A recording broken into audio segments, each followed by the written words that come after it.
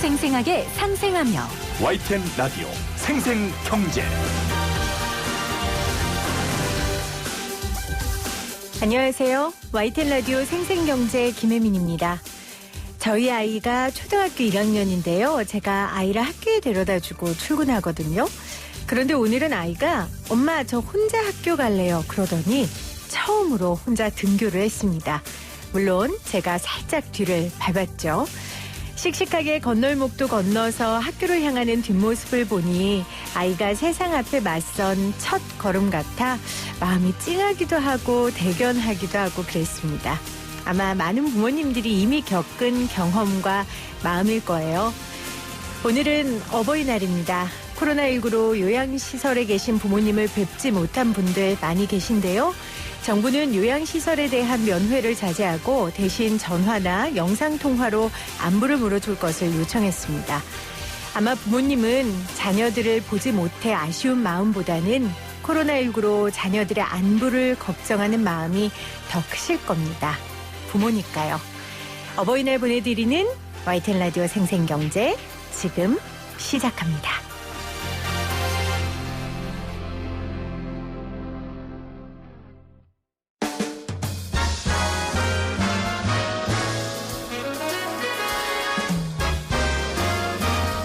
토론 아니고 쓰다. 신세돈 박성인 교수의 신박세상.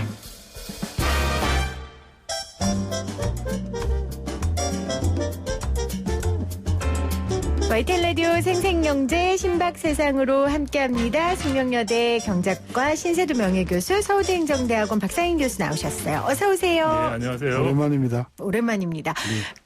신 교수님 제가 의도했던 건 아닌데 오늘 핑크색 옷을 입고 왔어요. 미래통합당의 색깔이었던 그 핑크색 예쁜 옷을 입고 왔는데 교수님 어떠세요? 정말 전쟁 같은 하루하루를 보내시고. 아니요, 전 재밌었어요. 아, 재밌었어요? 되게 재밌는 게 네. 첫째 우리가 아주 색다른 정책들을 막 제시를 했거든요. 근데 이제 우리 국민들은 워낙에 정치 이슈에 묻혀가지고 경제 이슈를 꼼꼼히 못 들여다봤지만 우리는 굉장히 사실은 메가톤급 안들을 많이 내놨었어요. 네. 그리고 조용히 정부가 그걸 또 많이 받았어요. 그래서 우리가 그걸 보면서 뭔가 일을 하는 그런 보람을 많이 느꼈죠. 예를 들면 예산 재구성 같은 거. 네. 그러니까 기존 예산을 돌려서 이쪽으로 써라라든지, 그다음에 작년에 비해서 금년에 소득이 줄었는 사람들, 특히 자영업자들 거기에 맞추어서 비례해서 지원을 해라라든지 여러 가지 그래서 만드는 재밌었고, 물론 이제 정부 쪽에서는 그거를 받았다고 이야기를 안 해요. 네. 자기네 아이디어인 것 같이 이야기하지만 우린 그걸 보고서 내심 많이 웃었고요. 그래서 우리는 경제 정책에 있어서는 사실 판정승을 했다고 보는데 이제 워낙 그 정치 이슈 때문에 졌지만 저는 한 달 되게 재밌었고 네. 또 무료 봉사가 아니더라고요. 아, 그래요? 그게 약간의 사례를 주는데 요즘같이 소득이 어려운 상황에서는 네. 그것도 괜찮았어요. 아, 예, 많이 쓰셨고요. 한 달 동안 어쨌건 저는 다시 제자리로 돌아오신 게 저는 굉장히 반갑고 기쁩니다. 저도 좋은 경험 많이 했습니다. 네. 박상인 교수님도 짝꿍이 돌아서 좋으시죠? 네. 아니, 뭐 다른 짝꿍 원하셨어요, 이참에? 네, 무슨. 그런 건 아니었죠? 저는 이제 그만하는 줄 알고 있었는데. 아니죠. 그만하는 줄 알고 좋아하셨다는 얘기입니까? 그건 아니죠. 아닙니다. 아유, 제가 어떤 사람인데요. 제 끈질긴 사람입니다. 두 분 놔드릴 수 없고요. 신박세상 우리 다시 민간인으로 돌아오신 신세동 교수님과 서울대행정대학원 박상인 교수님과 함께 하도록 하겠습니다. 자, 첫 번째로 삼성 이야기를 안 할 수가 없을 것 같아요. 먼저 이재용 부회장의 대국민 사과, 신세동 교수님 어떻게 보셨어요? 좀 착잡해요. 어떤 면에서요? 두 가지 의미가 있는데, 하나는 법률적인 의미, 또 하나는 개인적인 의미, 네. 또는 뭐 삼성적인 의미 두 가지인데, 이게 예를 들어서 이게 신문 보도에서는 삼성의 준법 감시인이 하라고 했다면서요. 네. 재판부에서 요청했고 준법감시위원회에서 그게 이제 법률적인 의미란 네. 말이에요. 근데 이게 그런 식으로 해결할 문제인가 이게. 그런 차원에서 매우 좀 당황스러운 부분이 있다. 그걸 왜 준법 감시인이면 준법인지 아닌지를 감시하면 되는 것인데 꼭 나가서 사과를 하는 게 무슨 법률적인 의미가 있는가. 그런 점에서 사과라는 것에 법률적인 의미는 없다 하는 차원에서 좀 생뚱맞다 이런 저는 부분이 있고 네. 그다음에 승계를 안 하겠다? 누구 마음대로? 몇 퍼센트 지분을 갖고 계신데? 어쩔 수 그것은 없죠. 극히 작은 일부의 지분을 가지고 지난 수십 년 동안 삼성을 이리저리 좌지우지했다는 것에 사실은 고백이거든요. 그리고 노조 문제도 그렇고 네. 그 여러 가지 면에서 도대체 왜 하는가 하는 그런 부분에서 저는 좀 당황스럽고 그래서 제가 어제 다른 방송에서는 그 문제에 대해서 이렇게 이야기를 했어요. 정말 그 부분에 대해서 즉 승계 문제에 걸친 여러 가지 어떤 그런 사회 관습적인 어떤 법률적인 문제가 있다는 것을 본인이 진짜 그 죄송하게 생각하고 네. 또 노조에 대한 여러 가지 어떤 그런 입증되지는 않았지만 노조에 대한 탄압에 대해서 본인이 정말 사죄하는 마음이라고 하면 두 가지를 했었어야 된다. 첫째, 그 삼성 본사 옆에서 지금 1년째 지금 저 매번 보거든요. 오며 가며. 그 부분을 먼저 찾아갔어야 되죠. 내려오십시오. 내가 이번에 진심으로 사과를 한다. 그거 먼저 됐었어야 우리는 그 진심을 믿는다는 게 하나가 있고 또 하나는 말미에 이 말씀 꼭 하셨어야 된다고 저는 생각한 건 뭐냐면 이게 법률적인 의미가 아니다. 법원에서는 하라고 했지만 나는 이 사고로 인해서 뭐 법의 어떤 그런 그 형을 가볍게 받거나 이런 뜻이 전혀 아니다. 나는 법원이 내리는 판결을 아주 그대로 엄중하게 받아들일 테니 네. 이것을 그런 식으로 오해는 안 했으면 좋겠다라고 하는 단호한 어떤 그런 의지를 같이 표명했으면 아, 시원하다. 진짜 네. 반성하는구나. 이렇게 느꼈을 텐데, 그거 싹 빼고, 구체적인 실행 방안을 다 빼고, 그냥 형식적으로 이런 부분에 대해서 뭐 자녀한테 이것은 저는 굉장히 부족하다. 저는 그래서 저도 삼성맨이지만, 삼성의 상징이 굉장히 쿨하거든요. 네. 이면 이고 아니면 아니고 확실하거든요. 그런 면에서 제가 삼성스럽지 않다. 네. 그렇게 평을 했어요. 교수님 삼성에 언제 근무하셨죠? 제가 한국은행에 잘 다녔는데 네. 우리 이병철 선대 회장님께서 네. 연구소 만드시면서 한국은행 인자를 좀 모셔와라 해가지고 그냥 못 끌려가지고 삼성경제연구소 갔었어. 그때 많은 사람들이 사실은 야, 그 좋은 한국은행 직장을 그 봉급도 굉장히 많았거든요. 네. 그 왜 삼성을 가냐. 그 84년 5년도만 해도 삼성의 이미지가 되게 안 좋을 때였었는데 제가 뭐에 반했냐 하면요. 선대 그 이병철 회장님이 우리 회사가 가장 중요한 것은 뭐다? 사람이다. 그 말씀 듣고 야 진짜 사람을 중요시하는 사람 중시 경영 내가 사람이니까 그래서 이제 한번 가보자 갔는데 한 2년 다녀보니까 네. 생각하고 많이 틀리더라고요. 그래서 미국 유학을 가셨고요. 아니요. 그래서 숙대로 간 거예요. 그렇군. 오케이, 알겠습니다. 자, 박상인 교수님도 신 교수님 얘기하실 것과 별 다를 거 없으실 것 같은데요. 이미 여러 차례 방송 통해 말씀하셨고 좀 덧붙이실 말씀 있으시다면요. 신 교수님 저렇게 말씀하시는 게 아마 좀 많은 국민들이 이재용 부회장 사과에 대한 느낌인 것 같습니다. 사실 저런 사과를 안 하니만 못한 사과라고 저는 생각하고요. 사실 삼성이나 이재용 부회장 입장에서 자살골을 넣은 사과다 저는 생각을 해요. 자살골을 넣은 왜냐하면은 사과다. 이게 구체성이나 진정성이 느껴지지 않은 맹탕 사과였다는 거. 그리고 가명을 노리고 한 꼼수 의견이었다는 그런 느낌을 줄 수밖에 없었다는 거죠. 왜 이런 시점에 생뚱맞게 사과를 했느냐는 이야기들을 많이 하세요. 그 시점이 말씀하신 것처럼 이재용 부회장이 국정농단 관련해서 86억 원을 삼성 계열사 돈을 배임과 횡령으로 훔친 거예요. 회사 돈을 훔쳐서 그것을 최고 권력자에게 뇌물로 준 사건에 대해서 대법원에서 그 범죄 행위는 확정이 됐어요. 네. 그 확정된 범죄 행위에 형량을 결정하는 서울고법에서 지금 파기환송심이 열리고 있죠. 근데 이 파기환송심 첫 번째 재판에서 그 재판을 주관하는 판사가 어떻게 말씀을 하셨냐면은 준법감시위원회를 만들어라고 이야기를 했어요. 삼성에. 그리고는 또 덧붙인 말이 이것은 형량과 관련된 건 없다. 네. 근데 만들어라 그랬어요. 근데 이 준법감시위원회를 만드는 아이디어를 미국의 예를 들어서 이야기를 했는데 그거는 기업 범죄에 해당하는 겁니다. 그러니까 개인 범죄가 아니고 기업 미국은 형법 민법뿐만 아니고 헌법에서도 기업 범죄를 다뤄. 우리 네. 지금 그 재해에 심각한 산업 재해에 대해서 기업 범죄로 취급하자는 법안 노회찬 의원이 발의하신 것들이 미국은 이미 존재하고 있어요. 근데 이 기업 범죄를 다루는데 기업 범죄는 민사소송, 행사소송을 할 때 밑에 있었던 직원들이 잘못한 거를 최고 책임자까지 사실 책임을 묻게 하려고 하는 거거든요. 네. 근데 입증이 잘 쉽지가 않아요. 그러다 보니까 이 검사들이 어떻게 아이디어를 냈냐면은 이런 컴플라이언스를 만들어서 기업 범죄를 막는 것을 작동하고 있다면 우리가 감형 요인으로 삼겠다. 그러니까 그 컴플라이언스 하는 조직을 만들어라고 한 거예요. 그 아이디어를 가지고 와서 개인 범죄 이야기했죠. 왜냐하면 삼성그룹에서 만든다고 하더라도 네. 삼성그룹 차원에서의 범죄가 아니고 삼성그룹 계열사 돈을 이재용이라는 개인이 훔친 거예요. 그런데 지금 도덕한테 그 벌을 주고 안 주고 문제를 어떻게 하냐면은 도덕 맞은 회사가 네. 잘 안 맞도록 감시 체계를 잘 하면은 도덕의 형량을 깎아주겠다는 아이디어예요, 이게.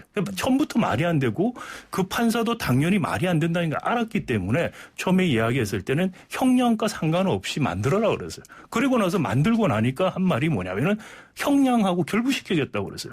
그리고 이분이 얼마나 영악하냐면은 부영회장을 이 건을 유사하게 해서 집행유예를 줬어요. 그러니까 이재용 부회장한테 처음으로 적용하면은 자기가 엄청난 비난을 받을 것 같으니 꼼수를 한번 썼죠. 네, 선례를 만들었다는 그렇죠. 거죠. 그쯤에 해서 특검에서는 도저히 안 되겠다고 해서 재판부 기피 신청을 한 거예요. 네. 근데 재판부 기피 신청을 서울고법부에서 기각을 해버렸어요. 그걸 다시 상소를 해서 대법원에 가 있습니다.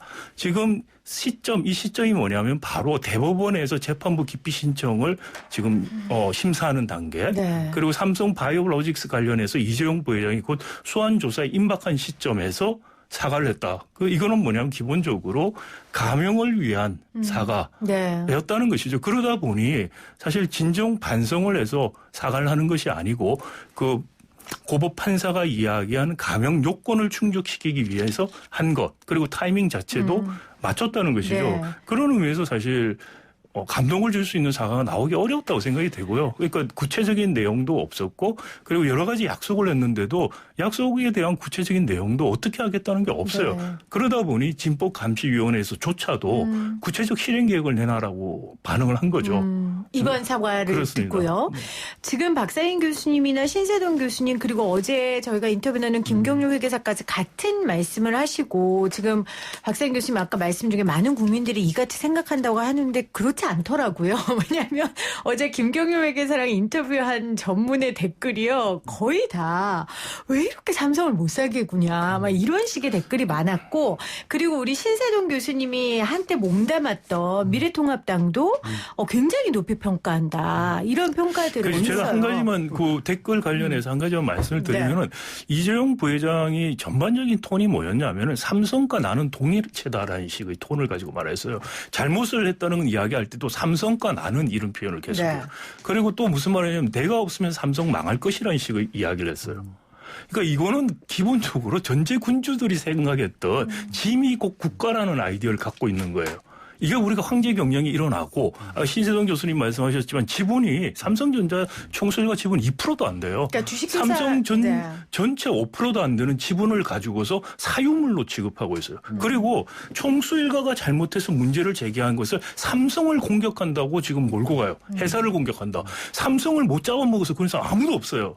삼성이 더 잘 되게 하기 위해서 총수일가의 이런 잘못된 것을 바꾸자고 이야기하는 거예요. 그런데 그것을 자꾸 속는 것이 언론이 맞아요. 삼성 편을 들어서 하는 짓이고 정치인들이 삼성 편을 들어서 하는 짓이고 교수님 화났어요. 언론과 정치인이 저는 그런 면에서 공모이라고 생각합니다. 저 언론이 편파적이라는 느낌 저도 갖고 있고 그다음에 사법부 특히 이번에 그 재판에 관련된 재판부가 조금 이렇게 형평성을 잃었다는 것도 동의하고 미래통합당의 발표도 하루쯤 큰 고민을 많이 했더라고요. 상당히 우호적인 이재용 그것도 저는 좀 삐뚤어졌다고 생각하고 더 놀란 거는 네.